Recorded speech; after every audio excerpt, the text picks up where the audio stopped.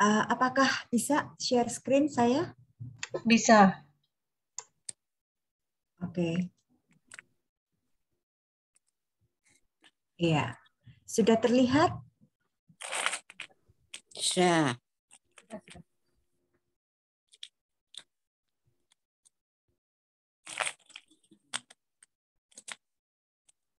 Ya, baik.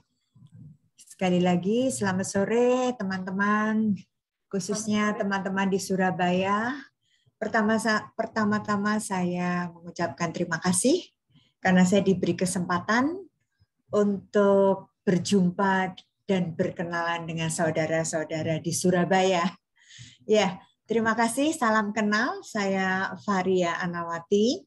Saya tinggalnya di Bekasi, tapi sebenarnya saya orang Magelang. Jadi ada rada-rada medoknya tetap aja. Baik, saya muridnya Pak Stefan. Saya mencoba untuk hari ini kita mau sama-sama belajar mengenal devosi kerahiman ilahi. Iya. Nah, teman-teman, kita semua tahu bahwa kerahiman ilahi itu sangat penting dalam kehidupan kita umat beriman, ya kan? Semua orang Kristiani, pengikut Kristus, itu pasti merasakan betapa pengaruh atau peranan kerahiman ilahi itu sangat-sangat besar. Nah, bagi orang Katolik, itu Paus Fransiskus ke-16, Paus Fransiskus itu telah menetapkan Jubileum Kerahiman Ilahi sebagai jubileum yang luar biasa. Karena semestinya jubileum itu hanya dibuka 25 tahun sekali, pintu jubileum terbuka, tetapi pada saat Paus Fransiskus sesudah menjabat sebagai paus, tidak lama kemudian beliau menetapkan sejak tanggal 8 Desember 2015 sampai dengan 20 November 2016 itu ditetapkan sebagai tahun jubileum luar biasa kerahiman ilahi. Nah, ini simbolnya, teman-teman pasti ingat, ya kan? Ini simbol pada saat Jubileum Kerahiman Ilahi. Seluruh dunia ya merayakan dengan membuka pintu-pintu gereja, khususnya katedral di seluruh dunia. Nah, apa maksudnya? Apa tujuan Paus Fransiskus membuka jubileum yang luar biasa ini? Ya, Jubileum Kerahiman Ilahi luar biasa atau disebut juga tahun suci luar biasa. 1 tahun, sepanjang 1 tahun, ya itu tujuannya adalah, ini bahasa Latinnya ya, tahun jubileum luar biasa kerahiman ilahi, bahasa Latinnya misericordia vultus atau wajah kerahiman, ya. Teman-teman, para devosan kerahiman ilahi pasti sudah punya buku tentang bula kerahiman yang diterbitkan, yang dibuat oleh Paus Fransiskus, yang isinya tentang siapakah wajah kerahiman itu. Ya, wajah Allah Sang Maha Rahim yang dimunculkan di dalam Yesus Kristus putranya. Nah, apa tujuan dari Paus Fransiskus untuk membuka jubileum kerahiman yang luar biasa ini? Yaitu mengajak seluruh gereja untuk bertobat. Jadi intinya adalah mengajak setiap umat untuk bertobat. Ya. Apa makna dari bertobat? Kenapa bertobat itu penting? Ingat di dalam Injil juga Yesus selalu mengatakan, bertobatlah, kerajaan Allah sudah dekat. Ya, jadi betapa pentingnya ajakan untuk bertobat. Ya, artinya hidup kekal setiap manusia itu tergantung tergantung 100% dari belas kasih dan kemurahan hati Allah. Ya. Jadi, pertobatan itu mau menyadarkan kepada semua manusia bahwa keselamatan manusia itu tergantung dari belas kasih Allah. Nah, dan kita semua tahu bahwa sifat Allah yang utama adalah Allah yang berbelas kasih.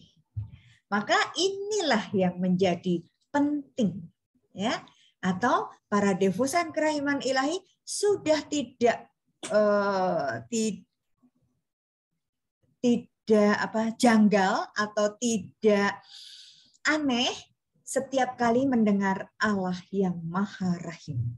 Karena kerahiman Allah itu hanya satu-satunya milik Allah. Kerahiman itu hanya milik Allah. Nah, pada waktu Paus Yohanes Paulus II, ya, almarhum, beliau menetapkan minggu kedua Paskah, ya, itu ditetapkan sebagai hari raya Minggu Kerahiman. Baru beberapa hari minggu lalu, ya, hari Minggu yang lalu, kita merayakan Pesta Kerahiman Ilahi atau Hari Raya Minggu Kerahiman. Itu tanggal 24, baru 4 hari yang lalu. Ya, kita merayakan semuanya. Ya, para devosan kerahiman ilahi mengenal dengan pesta kerahiman ilahi. Kenapa pesta? Karena Yesus sendiri yang mengajak supaya semua orang bertobat. Padahal di dalam Injil dikatakan apa? Satu orang bertobat, seluruh di surga bersuka cita. Maka itu digambarkan dengan pesta. Yang pesta siapa? Surga. Seluruh penghuni surga pesta kalau ada satu jiwa yang bertobat. Nah, ini situasi pada saat pertama kali Paus Yohanes Paulus II merayakan, membuka perayaan Minggu Kerahiman Allah. Ini di depan Basilika Saint Peter, ya kan, Roma, di Vatikan. Nah, maka kita bisa ngebayang ini semua manusia begitu penuh, heboh, ya, karena Minggu Kerahiman. Nah, ini dasarnya. Jadi tanggal 30 April tahun 2000, di mana pada tahun itu adalah tahun jubileum, Suster Faustina diangkat menjadi santa. Oleh siapa? Oleh Paus Yohanes Paulus II almarhum. Ya, pada hari itu juga Paus memaklumkan pesta kerahiman ilahi untuk seluruh gereja Katolik. Jadi sudah 22 tahun semua umat Katolik di seluruh dunia itu merayakan Minggu Kerahiman.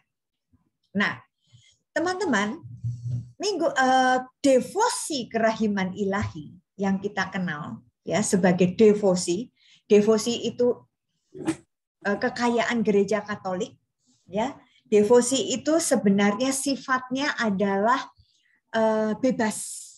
Sifatnya bebas, tidak sama dengan liturgi. Kalau liturgi itu wajib dilakukan, tapi kalau devosi itu boleh bebas. Saya mau ikut Legio Maria boleh, saya mau berdevosi kepada Hati Kudus Yesus boleh, saya mau berdevosi pada apapun milik gereja Katolik yang begitu banyak. Devosi kepada Santo Padre Pio atau apapun ya. Nah, tetapi ada beberapa yang awalnya devosi akhirnya masuk ke dalam kalender liturgi. Contohnya itu Minggu Kerahiman. Yang awalnya devosi, ya kan? Dari pewahyuan pribadi yang diterima oleh Santa Faustina.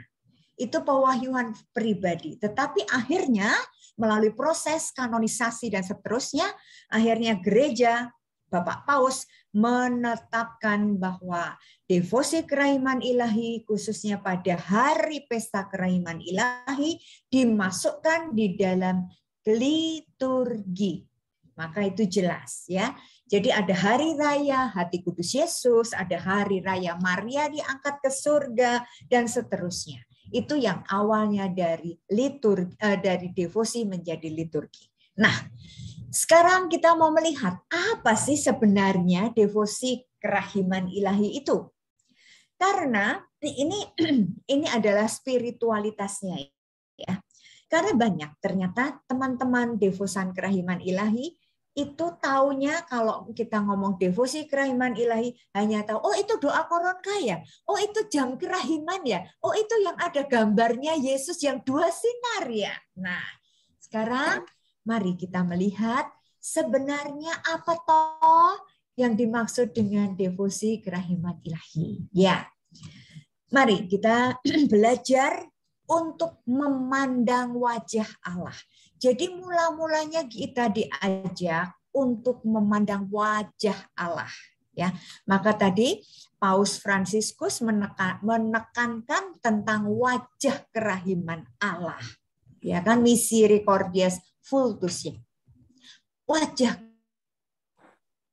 kerahiman Sang Allah Bapa kasih. Nah, Allah Bapa itu selalu digambarkan Allah yang penuh belas kasih sejak awal mula.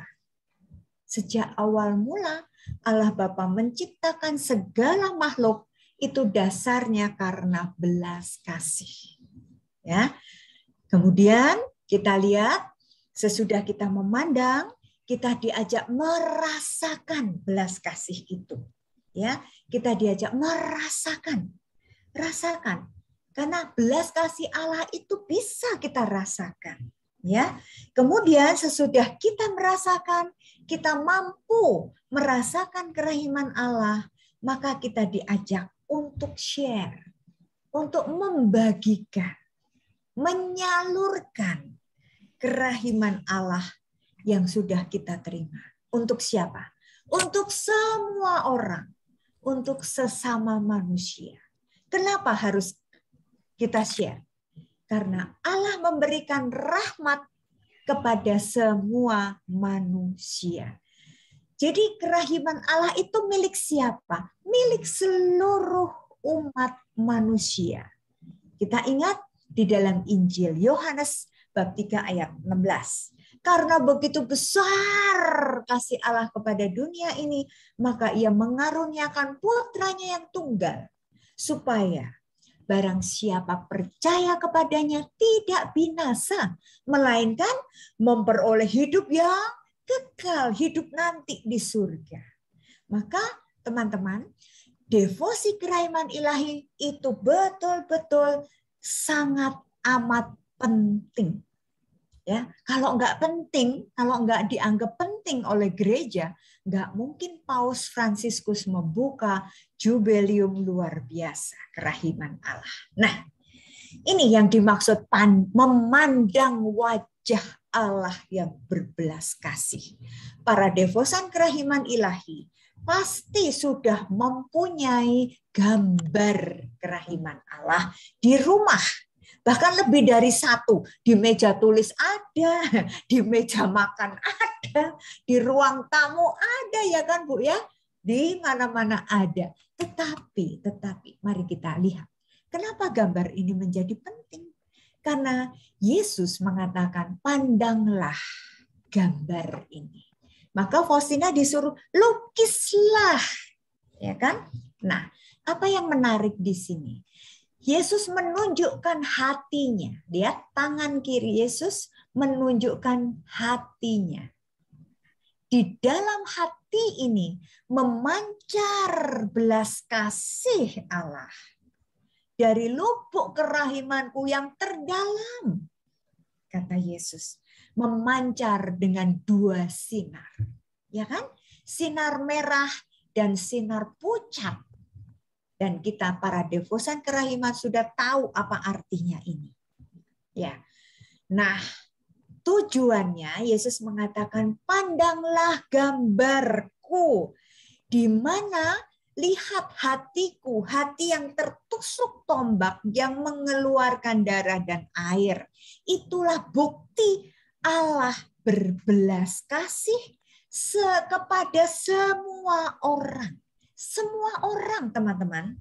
Tidak hanya yang Kristen saja, tetapi semua orang.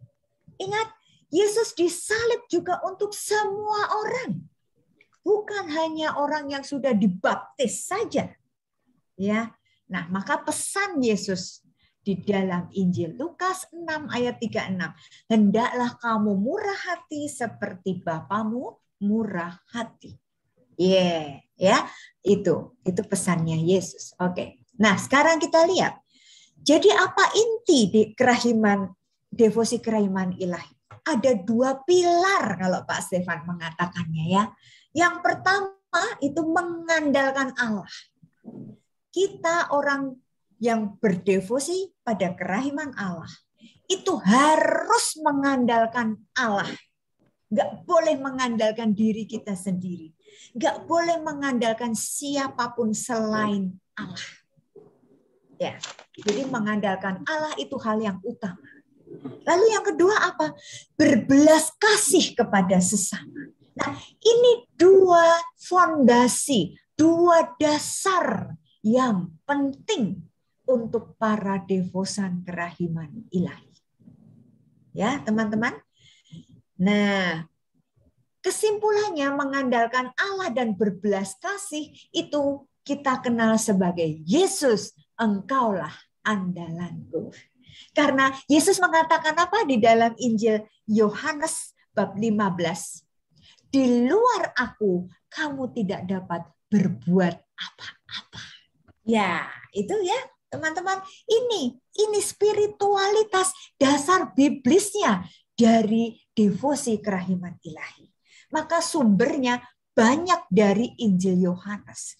Maka kemarin guru saya hari Selasa, Pak Stefan juga menekankan tentang Injil Yohanes. Di dalam buku harian Santa Faustina ini juga ditulis, Faustina harus merenungkan Injil Yohanes. Jadi spiritualitas Yohanes itu sangat penting. Nah, sekarang kita lihat kerahiman Allah dalam kitab suci. Ya, ini dasar biblisnya. Para devosan kerahiman ilahi harus tahu ini. Apa dasarnya? Kita lihat teman-teman dari perjanjian lama ya, dari perjanjian lama tentang kerahiman Allah itu diungkapkan banyak sekali ya, terutama di Mazmur 103. Nanti buka sendiri Mazmur 103 ya.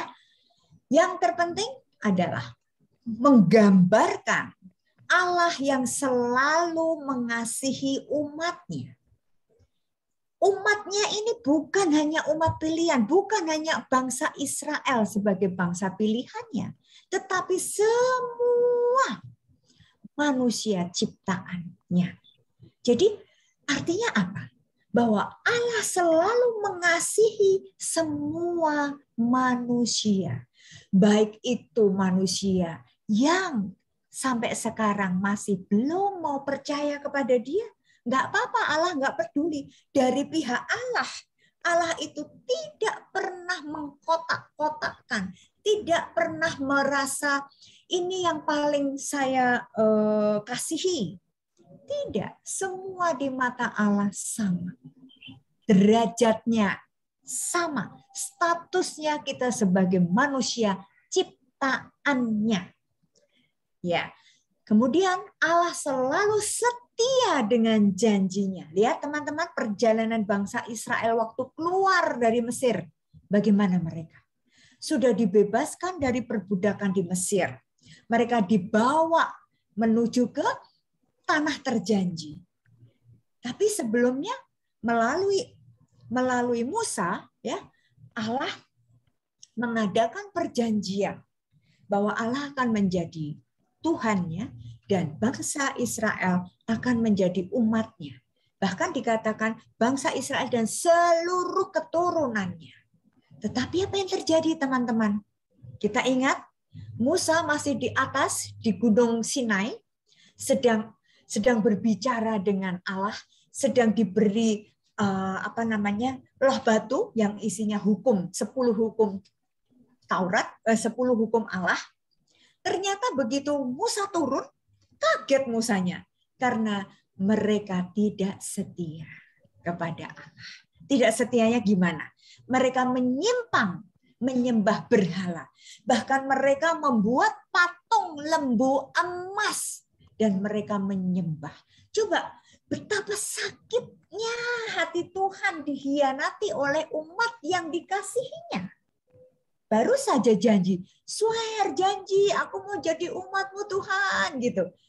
Ya ampun, janji-janji, tinggal janji gitu kan ya. Tetapi kita lihat bahwa Allah selalu setia dengan janjinya. Manusia sering kali kabur. Manusia sering kali mengingkari janji. Allah tidak pernah kapok. Ya, itu kira-kira perjanjian lama. Sekarang kita lihat dalam perjanjian baru. Digambarkan. Belas kasih Allah itu dipahami secara universal. Dari tadi kan kalau kita simak, Allah mencintai semua manusia. Berarti universal. Allah tidak membeda-bedakan. Nah, tidak seorang pun disingkirkan dari belas kasih Allah, kecuali mereka yang dengan sadar menolak atau melawan rahmat Allah. Jadi dari pihak manusianya yang nggak mau, bukan dari pihak Tuhannya. Begitu. Ya, maka kita lihat teman-teman di dalam perjanjian baru itu sering kali kita melihat Yesus bagaimana tergeraklah hatinya oleh belas kasihan terus-menerus seperti itu. Ya, jadi kedatangan Yesus ke dunia ini mau mengajak siapa? Mengajak semua manusia menuju ke hidup yang baru. Hidup yang baru yang seperti apa? Hidup yang seperti Yesus. Nah, itu tujuan Yesus datang ke dunia. Ya. Nah, ini tadi sikap belas kasih Allah yang selalu digambarkan dengan tergeraklah hatinya oleh belas kasihan. Setiap kali Yesus itu melihat orang sakit, apapun sakitnya, ya kan? Orang sakit buta, tuli, bisu, lumpuh, bahkan orang yang sudah mati pun dibangkitkan. Ya, nah inilah gambaran belas kasih Allah. Yesus memberikan segala-galanya itu, ya, belas kasih Allah itu diberikan dari hati yang tulus. Hati yang tulus. Lihat, Yesus memberikan hatinya kepada kita semua tanpa mengharapkan kembalian dari kita, tanpa mengharapkan embel-embel apapun. Air susu dibalas dengan air tuba. Coba lihat teman-teman. Ungkapan itu, peribahasa itu betul banget ya kan. Kita dikasihi tapi kita tidak tahu diri. Kita seringkali membalas dengan hal-hal yang menyakitkan hati Tuhan. Nah, munculnya perasaan tergerak hatinya itu karena apa? Karena adanya perjumpaan secara pribadi dengan Yesus. Maka, bagaimana kita bisa berjumpa secara pribadi dengan Yesus untuk saat ini? Gimana caranya? Berdoa. Ya, hanya bisa dilakukan dengan doa. Karena Yesus mengatakan, aku hanya sejauh doa. Nah, ini teman-teman, ini juga penting bahwa kita harus selalu menumbuhkan jam doa. Jam doa itu menjadi hal yang sangat penting. Karena itu menjadi kebutuhan kita. Bukan Tuhan yang butuh kita, tapi kita yang butuh Tuhan. Ingat itu baik-baik. Ya, kita yang butuh Tuhan. Maka Yesus mengatakan, di luar aku kamu tidak dapat berbuat apa-apa. Lihat, ya, maka kita nggak bakal bisa mengandalkan kekuatan kita sendiri. Nah, ini ungkapannya. Kasih itu penuntun kehidupan manusia. Hukum yang utama, ya, hukum yang terutama hanya dua. Kasihilah Allahmu dan kasihilah sesamamu manusia seperti dirimu sendiri. Jadi inilah yang menjadi ciri khas dari Yesus adalah kasih. Di mana ada kasih, disitulah aku ada. Dan Yesus selalu mengatakan, aku adalah kasih. God is love. Ya kan? Nah, belas kasihan itu apa? Belas kasihan itu wujud nyata dari kasih. Kita mengatakan aku mengasihi engkau, tapi kita tidak pernah menunjukkan hal-hal yang real, itu namanya tong kosong berbunyi nyaring. Bohong. Ya kan? Nothing, nggak ada apa-apanya. Tapi dari buah-buahnya lah aku mengenal engkau. Kata Yesus. Ingat kan ya? Dari buah-buahnya lah aku mengenal engkau. Buah-buah kasih. Nanti teman-teman bisa lihat ya. Buah-buah kasih. Buah-buah Roh Kudus. Nah itu ya. Di Galatia berapa? Galatia 5 ayat 20 sampai 22. Oke. Nah sekarang kita mau lihat. Belas kasih itu sangat erat hubungannya dengan pengampunan. Jadi kalau kita ngomong belas kasih, tapi kita punya dendam, kita masih menyimpan iri, kita masih sebel, itu enggak ada artinya. Ya, maka kasih yang tulus akan menutupi atau melenyapkan penderitaan. Ya, maka ajaran Yesus apa? Kasihilah musuhmu. Coba. Ya, bukan cuma mengasihi diri sendiri. Coba, kita harus mengasihi musuh kita. Tapi enggak cuma di mulut. Yesus mengajarkan dengan real. Kalau kamu ditampar pipi yang kiri, kasih yang kanan. Kalau kamu diminta bajumu, kasih juga jubahmu. Coba itu. Ya kan? Enggak masuk akal kan? Kalau kita mau pakai ukuran manusia, ya begitu. Oke. Nah sekarang belas kasih. Inti dari belas kasih itu apa? Kalau kita ngomong tentang belas kasih berarti kelembutan hati, keterbukaan untuk merangkul siapa saja yang malang. Ya, oke. Kasih. Nah, teman-teman, kerahiman Allah secara nyata itu hadir di dalam Ekaristi, yaitu berupa tubuh dan darah Kristus. Coba perhatikan baik-baik di sini. Justru Yesus mengatakan, inilah tubuhku, inilah darahku. Itu bukti secara nyata, real. Yesus menyerahkan dirinya di kayu salib dan mencurahkan darah dan air. Nah, itu 100% bukti bahwa Allah mencintai manusia secara mutlak. Segala-galanya diberikan untuk kita. Untuk apa? Untuk mendamaikan kita dengan Allah. Untuk menggantikan posisi kita. Supaya kita bisa memperoleh hidup yang kekal. Karena sejak awal mula kita diciptakan, kita sudah punya hak, diberi hak untuk menikmati hidup kekal. Tetapi karena kita berbuat dosa, maka hidup kekal itu terputus karena dosa. Nah, maka Yesus datang ke dunia ini sebagai bukti betapa besarnya cinta Allah dan akhirnya Yesus dipakai untuk menjadi pendamai dosa dunia. Ya. Baik, teman-teman, kita lihat. Jadi, kerahiman ilahi itu nyata di dalam Ekaristi. Maka teman-teman, para devosan kerahiman ilahi menjadi aneh kalau tidak mencintai Ekaristi. Aneh. Kalau kita mengaku, aku ini devosan kerahiman ilahi. Tiap hari jam 3 selalu doa. Doa kerahiman. Doa jam kerahiman. Tapi hari Minggu tidak mau ke gereja. Tidak mau menghormati yang namanya Ekaristi. Itu namanya devosan palsu. Ya, itu. Nah, kerahiman ilahi itu hendaknya menjadi pola hidup dan spiritualitas setiap pengikut Kristus. Nah, ini penting teman-teman.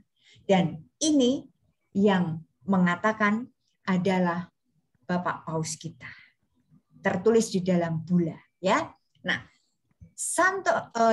Yohanes Paulus II, ya, Paus Yohanes Paulus II juga menyerukan, bahkan mewajibkan kita untuk memaklumkan belas kasihan sebagai perwujudan kasih Allah yang murah hati yang telah diungkapkan dalam misteri Kristus. Jadi bagaimana kita mengatakan bahwa Allah mencintai kita kalau kita tidak mau menghormati apa arti salib? Nah, jadi teman-teman semakin jelas ya bahwa kita devosan kerahiman ilahi kenapa harus mencintai salib Kristus?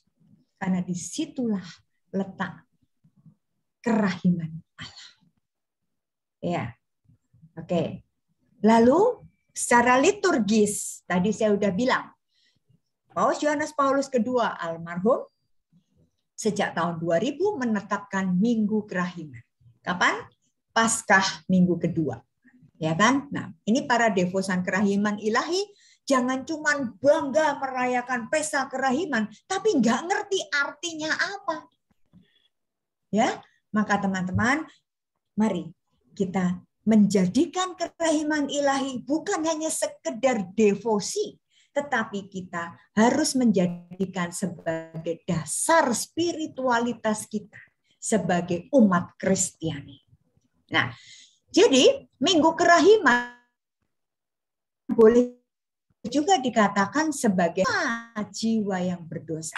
Kita baru saja merayakan ini dan kita pasti tahu apa janji-janji Tuhan kepada orang yang mau datang merayakan pesta kerahiman ilahi.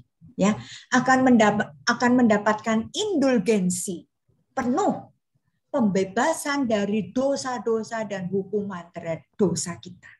Ya, jadi ini hari istimewa karena kita diajak untuk datang, diundang untuk datang, dan dibebaskan semua hukumannya. Wow, itulah hari pendamaian. Ya, nah, secara devosi kerahiman ilahi itu awal mulanya sebagai wahyu pribadi yang diterima oleh Suster Faustina, ya. Dan kemudian gereja mengangkat semuanya ini sebagai devosi. Nah, teman-teman, para devosan kerahiman sudah tahu ada 5 sarana yang bisa dipakai untuk berdevosi kepada kerahiman ilahi. Ini semua sudah familiar, sudah tahu. Gambar, Minggu Kerahiman, Koron Kajam Kerahiman, Kerasulan. Tapi saya tidak akan membahas karena teman-teman sudah paham. Sekarang kita lihat. Kita mau belajar dari buku harian Santa Faustina. Teman-teman, kenapa buku harian Santa Faustina itu menjadi penting? Kenapa penting? Para devosan kerahiman ilahi harus punya buku, walaupun tebalnya segini. Iya, kemarin hari Selasa saya dengar Pak Stefan begitu keras ngomongnya, iya kan? Kalau pemimpin devosan kerahiman ilahi, kumpulan atau persekutuan doa kerahiman ilahi, pemimpinnya tidak mau membaca buku harian Faustina, bubarkan. Waduh, keras banget ya. Atau copot gitu ya kata-kata Pak Stefan ya. Kenapa? Kenapa itu menjadi penting, teman-teman? Wow, ini bedanya. Kalau saya muridnya Pak Stefan dan saya orang Jawa, saya nggak sekeras Pak Stefan yang bule itu. Lugas, tegas, jelas, tapi benar. Ya kan? Nah, buku harian Santa Faustina itu sangat penting karena di dalam buku ini, hampir semua di dalam buku ini hanya menceritakan tentang kasih atau belas kasih Allah, tentang kebaikan-kebaikan Allah, tentang kasih sayang Allah, ya. Nah, Santa Faustina mengatakan kerahiman Allah adalah kasih yang bertindak, kasih yang nyata, yang ada action-nya. Enggak cuma no action talk only. No. Ya, kasih Allah adalah bunga, tapi kerahiman Allah itu buahnya. Ingat tadi buah-buah Allah, ya. Nah, sekarang saya masuk ke buku harian Santa Faustina nomor 301. Iya, 301 ya. Saya sudah tulis di sini. Apakah boleh Ibu Teresia untuk membantu saya membacakan, Bu? Oh, boleh, Bu. Ya, silakan, Ibu. Saya ambil buku saya dulu ya, Bu ya.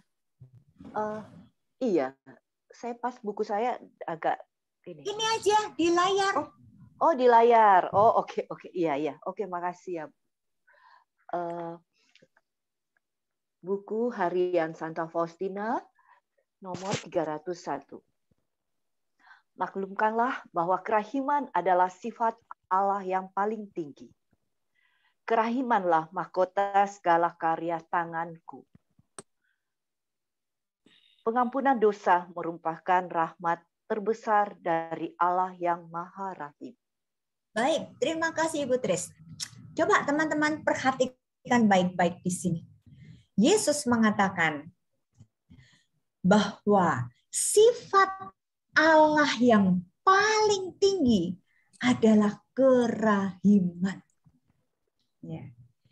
Jadi kerahiman itu di atas kasih. Karena kerahiman itu bukti kasih Allah.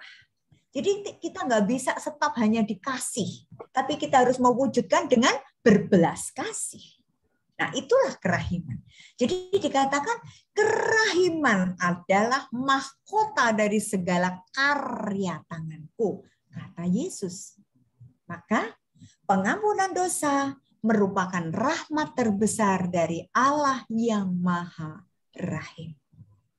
Ya, teman-teman, tindakan berbelas kasih yang paling besar, yang paling utama itu adalah pengampunan dosa. Nah, baik, lanjutnya Ibu. Ya, Bu. Hari ini aku mendengar suara di dalam jiwaku.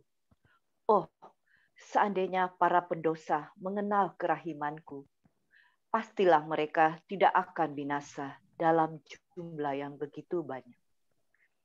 Katakanlah kepada jiwa-jiwa yang berdosa, supaya jangan takut menghampiri aku. Katakan kepada mereka bahwa kerahimanku sangat besar.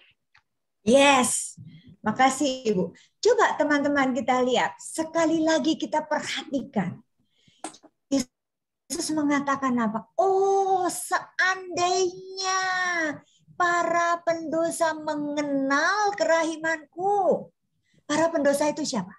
Semua manusia, termasuk kita. Semua dari kita adalah pendosa. Teman-teman, sekalipun Bapak Paus Suci, Bapak Suci Paus juga termasuk pendosa. Ya? Betul ya? Maka Bapak Paus kita selalu memberi contoh untuk datang ke dalam sakramen rekonsiliasi.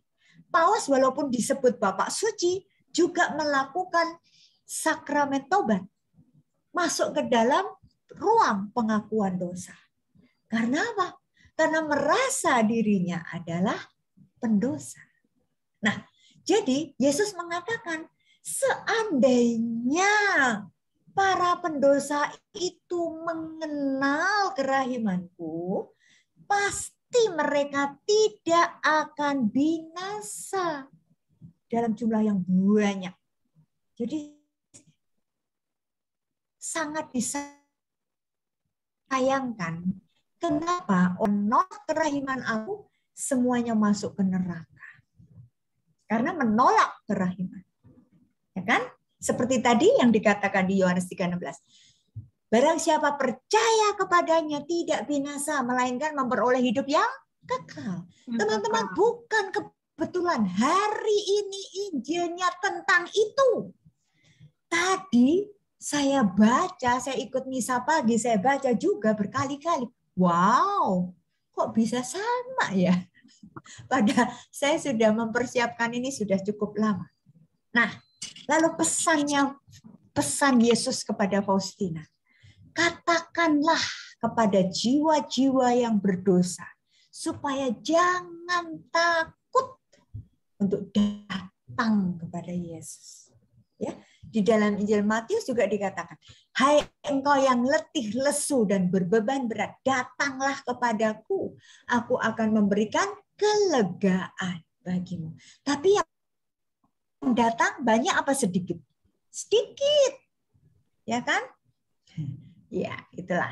Nah, lalu berikutnya 17:84. Silakan. Hari ini dalam kurung percakapan yang panjang, Tuhan berkata kepadaku, betapa besarnya keinginanku untuk menyelamatkan jiwa-jiwa. Justru tulisanku yang terkasih, tulislah bahwa aku ingin mencurahkan kehidupan ilahiku ke dalam jiwa-jiwa manusia dan menguduskan mereka, asal saja mereka mau menerima rahmat-Ku. Orang-orang yang dosanya paling berat pun akan mencapai kesucian yang tinggi kalau mereka mau berharap kepada kerahiman-Ku. Lubuk hatiku yang paling dalam penuh dengan kerahiman yang selalu mengalir, dan semua itu dicurahkan ke atas semua yang telah Kuciptakan. Baik, terima kasih. Lihat lagi teman-teman, betapa besarnya kerinduan Allah untuk menyelamatkan jiwa-jiwa. Jadi sebenarnya dari diri Allah, sekali lagi dari pihak Allah, tidak pernah ada sedikit pun, setitik pun niat Allah untuk menghukum manusia. Tapi sebaliknya, dari pihak Allah ada kerinduan yang besar untuk selalu menyelamatkan manusia. Tetapi kalau ia mau. Jadi kuncinya hanya mau atau tidak mau. Dan itu kita diberi pilihan. Life is choice. Hidup itu kita memilih. Kita mau atau kita tidak mau.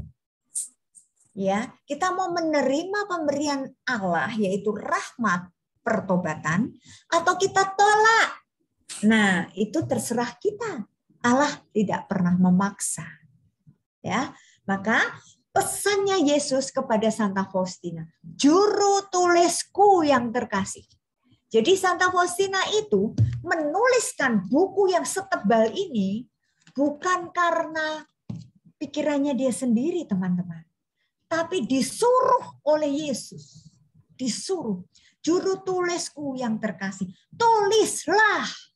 Nah, maka ini suatu perintah dari Yesus untuk menuliskan. Ya, sekali lagi, kenapa buku harian Santa Faustina itu menjadi penting untuk para devosan kerahiman ilahi? Karena Yesus sendiri yang menyuruh Faustina, tulislah. Maka semua yang ada di sini itu ada atas perintah Yesus. Maka menjadi penting. Nah, kemudian lihat, orang-orang yang dosanya paling berat sekalipun akan mencapai kesucian yang tinggi kalau mereka mau. Kuncinya adalah mau. Kemarin hari Selasa, Pak Stefan udah menjelaskan. Dua penjahat yang ada di satu di kiri dan satu di kanan. Lihat. Yes, kemarin Pak Stefan sudah menjelaskan dengan bagus. Bahwa salah satu penjahat itu mau mengakui Yesus sebagai juru selamat. Ya kan? Makanya ingatlah aku ya Yesus. Nah, saat itu juga Yesus mengatakan apa? Sekarang juga kamu berada di dalam Firdaus bersama aku. Nah, berarti apa? Penjahat ini benar-benar mau membuka hatinya, mau menerima rahmat pertobatan. Ya, maka sekalipun dosanya besar, tapi kalau dia sungguh-sungguh berharap kepada kerahiman Allah, itu akan diselamatkan. Ya, itu. Nah, lalu Yesus juga mengatakan, kesukaanku adalah bekerja di dalam jiwa manusia. Memenuhinya dengan kerahimanku dan menyelamatkannya. Jadi teman-teman, Allah itu mau terus-menerus ada di dalam jiwa kita masing-masing. Maka sadarilah, jangan kita mengusir Yesus yang selalu ada di dalam jiwa kita. Tapi sebaliknya, sadarilah bahwa Yesus selalu ada bersama kita. Ya, kerajaanku di bumi adalah kehidupanku dalam jiwa manusia. Jadi setiap kali jiwa kita menerima Yesus, ya, setiap di dalam jiwa kita itu kita bersama-sama dengan Yesus, maka itulah kita sudah menikmati kerajaan Allah. Teman-teman, kita kan dalam satu hari doa Bapa kami berapa kali? Kita mengatakan, datanglah kerajaanmu. Nah, itulah kita selalu mau diingatkan, kerajaan Allah ada di mana? Bukan di atas, tapi kerajaan Allah ada di mana? Ada di dalam hati setiap orang yang mau membuka jiwanya untuk Tuhan. Nah, lihat sekali lagi pesannya Yesus kepada Faustina. Tulislah juru tulisku. Jadi Faustina itu hanya sebagai juru tulis yang diperintah untuk menuliskan setiap pesan-pesan.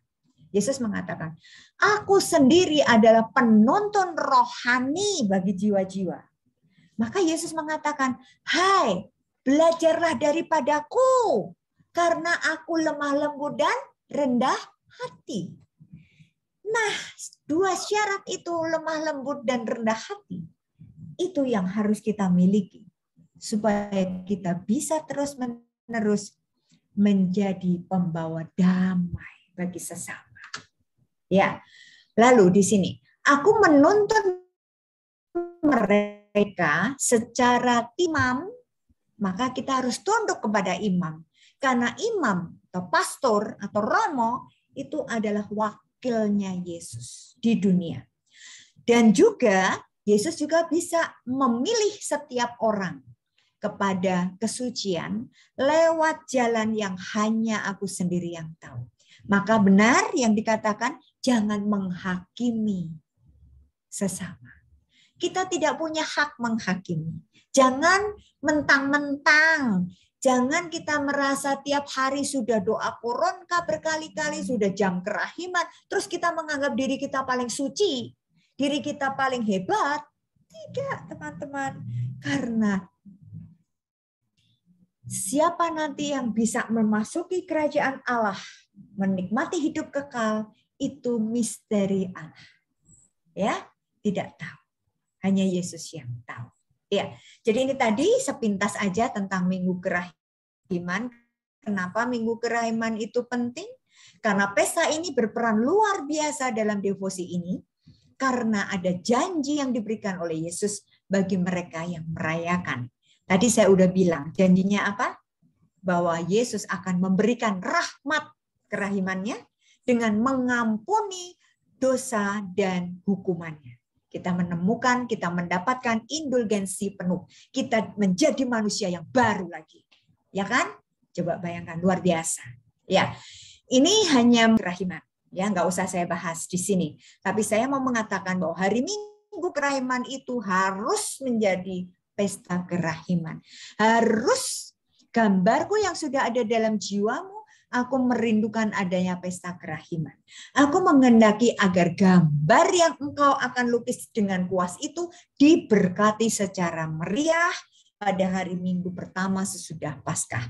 Maka kemarin waktu, enggak tahu saya di gereja Surabaya, apakah juga dilakukan pemberkatan gambar-gambar kerahiman atau tidak? Saya enggak tahu.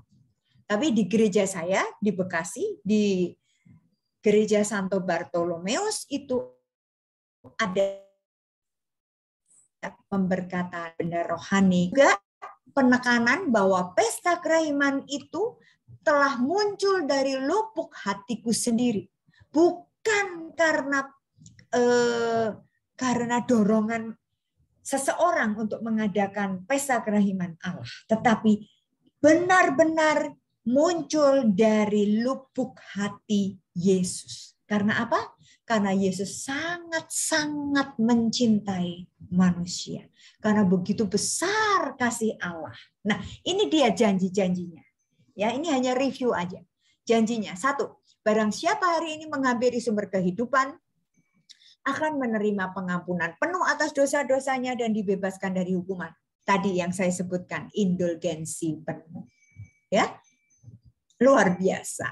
Nah, jiwa yang mengaku dosa dan yang menyambut komuni kudus pada hari itu, Minggu Kerahiman, akan menerima pengampunan penuh atas dosa-dosanya dan akan bebas dari hukuman. Tadi indulgensi penuh. Pesta Kerahiman ini berasal dari kedalaman kemesraanku sendiri. Aku ingin supaya pesta itu dirayakan secara meriah pada hari Minggu pertama sesudah Paskah. Nah, bukan pesta Kerahiman itu bukan maunya Santa Faustina, tetapi maunya Yesus sendiri. Ya, oke. Nah, hari itu adalah hari karya belas kasih Allah. Lihat, aku menuntut penghormatan kepada kerahimanku. Ya, nah. Sekali lagi teman-teman, saya mau menekankan kenapa buku harian Santa Faustina itu penting. Sampai kemarin Pak Stefan menekankan begitu keras. Saya hanya mau nyupli aja beberapa poin di sini. Dikatakan begini. Ini Faustina mengatakan, aku harus menuliskan perjumpaan-perjumpaan jiwaku dengan Allah. Jadi buku harian Santa Faustina ini isinya adalah perjumpaan antara Faustina dengan Allah. Aku harus menulis tentang engkau yang tak terselami dalam kerahimanmu terhadap jiwaku yang papa. Ya. Kehendakmu yang kudus adalah kehidupan bagi jiwaku. Ya. Lalu, ini yang paling penting. Faustina mengatakan apa? Yesus, engkau melihat betapa sulit bagiku untuk menulis. Karena Faustina itu nggak lulus SD, teman-teman. Cuman 3 tahun sekolahnya, kira-kira baru kelas 3 SD. Dan zamannya Faustina nggak ada bolpen yang bagus seperti sekarang. Dulu itu kertasnya juga tipis, lalu penanya pakai pakai tinta. Jadi setiap kali dia menulis blobor-blobor kemana-mana, tidak rapi. Maka dia mengatakan sulit bagiku untuk menulis. Betapa aku tidak mampu merumuskan dengan jelas apa yang aku alami dalam jiwaku. Dia kan anak yang nggak sekolahan, nggak yang sekolah tinggi. Gimana dia mau mengatakan, menuliskan perjumpaan Allah yang begitu dahsyat, ya kan? Nah, lalu di sini dikatakan, tetapi engkau memberiku perintah untuk menulisnya ya Allah. Ini sudah cukup bagiku. Jadi mau dikatakan bahwa buku harian Santa Faustina ini wujud dari ketaatan Faustina. Taat akan perintah Tuhan untuk menuliskan semua peristiwa-peristiwa yang terjadi antara Yesus dan Faustina. Lalu, ini menarik nih di sini. Pada saat Faustina melihat Yesus, karena Faustina itu mempunyai talenta, mempunyai karunia penglihatan, dan juga dia bisa ngobrol dengan Yesus, mendengarkan Yesus, ya, merasakan kehadirat Yesus, ya. Bahkan dia juga bisa berkomunikasi dengan roh-roh yang ada di purgatorium. Tapi ini bagus nih. Sepanjang seluruh renungan, aku melihat Tuhan Yesus pada altar. Ia mengenakan pakaian putih, tangannya memegang buku catatan, tempat aku menulis semua hal ini.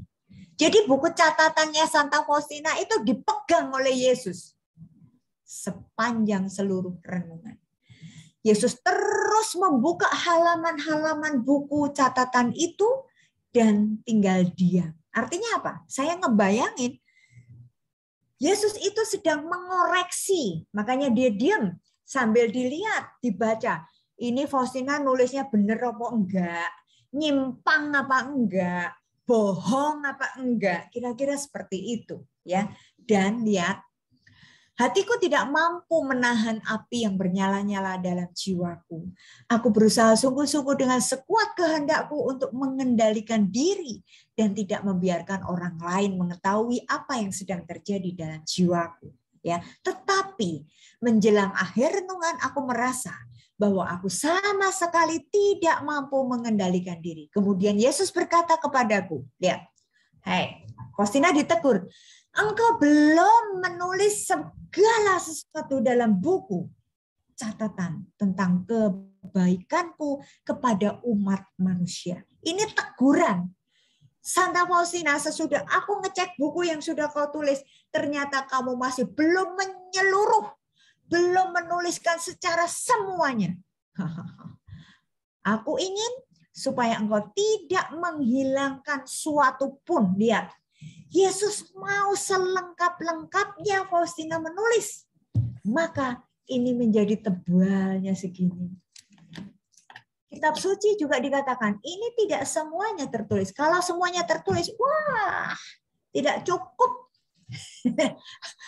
Ya, tidak cukup bukunya. Aku ingin agar hatimu bertumbuh kuat kepada kedamaian. Ya, jadi sekali lagi buku catatan harian Faustina itu adalah perintah dari Yesus sendiri untuk menuliskan.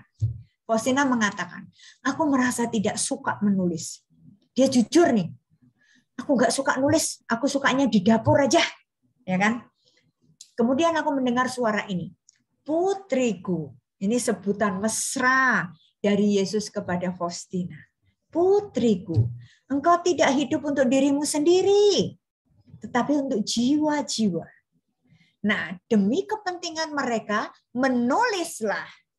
Coba teman-teman bayangkan sekarang, seandainya tidak ada buku harian Santa Faustina, apa yang terjadi? Ayo, kalau Faustina nggak mau nulis, kalau Faustina mogok nggak mau nulis, apa yang terjadi? Tidak ada satupun manusia yang mengenal tentang kerahiman Allah. Ya kan? Seperti para murid Yesus, rasul-rasul.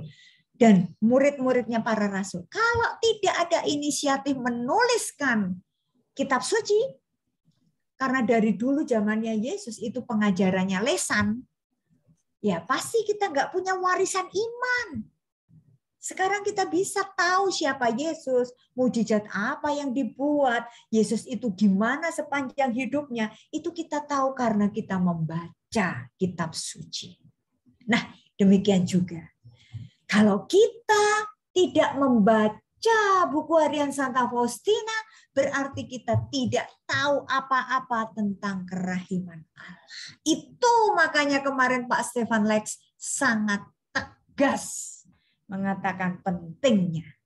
Ya, lihat, mataku selalu melindungi pengakuan dosanya Santa Faustina, pembimbing rohani. Ya, tempatkanlah keputusannya di atas semua permintaanku. Ia akan membimbing engkau sesuai dengan kehendakku. Jadi teman-teman, para imam, romo, pastor itu akan dibimbing oleh Allah sendiri dengan caranya Allah sendiri. Maka jangan kita meremehkan pastor ya sebagai pembimbing rohani kita. Dan pesan Yesus pada Faustina, engkau harus selalu taat. Yes. Oke, ini di sini ya.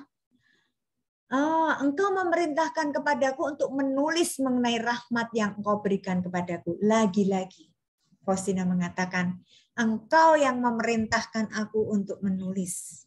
Ya. Lalu Faustina juga mengatakan, kalau aku menulis tentang diriku sendiri, maka ada perintah resmi atas dasar ketaatan. Jadi bukan karena maunya Faustina pamer, tapi karena Yesus mengatakan, tulislah putriku. Seperti itu. Ya. Nah, sekarang sepertinya Yesus minta, ini perhatikan waktunya, 2 Januari 1938. Ini boleh saya katakan, ini juga merupakan wasiat sebelum Faustina wafat. Karena Faustina wafat juga tahun 38, ya 5 Oktober 38. Maka tulisan Faustina mengatakan, Yesus memintaku supaya menulis lebih banyak. Padahal saat itu Faustina sudah sakit. Sakitnya makin hari makin parah. Tetapi Yesus tetap minta Faustina menulis lebih banyak. Tidak hanya tentang rahmat yang ia berikan kepadaku, tetapi juga tentang masalah-masalah lahiriah. Semua ini demi penghiburan banyak jiwa. Jadi mau mengatakan apa? Bahwa satu sisi Santa Faustina diberi rahmat istimewa, tapi satu sisi dia juga dituntut untuk berani berkorban. Ya, maka lihat lagi, Putriku, tulislah kata-kata ini. Semua jiwa yang memuliakan kerahimanku dan menyebarluaskan devosi ini akan dengan cara mendorong jiwa-jiwa lain untuk mengharapkan kerahimanku, tidak akan menghadapi ketakutan pada saat kematiannya. Ya, teman-teman, mari kita lebih semangat lagi dalam mewartakan kerahiman Allah. Supaya apa? Supaya pada saat kita wafat nanti, kita akan mengalami kematian yang bahagia. Itu janjinya Yesus. Iya kan? Nah, kerahimanku akan melindungi mereka dalam menghadapi pertempuran akhir itu. Siapa yang nggak mau? Saya juga pengen mati bahagia. Mati di tangan kerahiman Allah. Mati yang dibela. Pada saat kita sakratul maut itu, kita dibela, direngkuh oleh kerahiman Allah. Itulah janji Yesus kepada semua para devosan kerahiman ilahi. Ya, teman-teman, Yesus engkau andalanku. Sekian dan terima kasih. Semoga apa yang saya share hari ini sungguh bermanfaat untuk teman-teman, khususnya para devosan kerahiman ilahi di Surabaya. Dan juga buat teman-teman yang hari ini ikut gabung di dalam Zoom pada siang hari ini. Baik, saya kembalikan ke moderator. Terima kasih.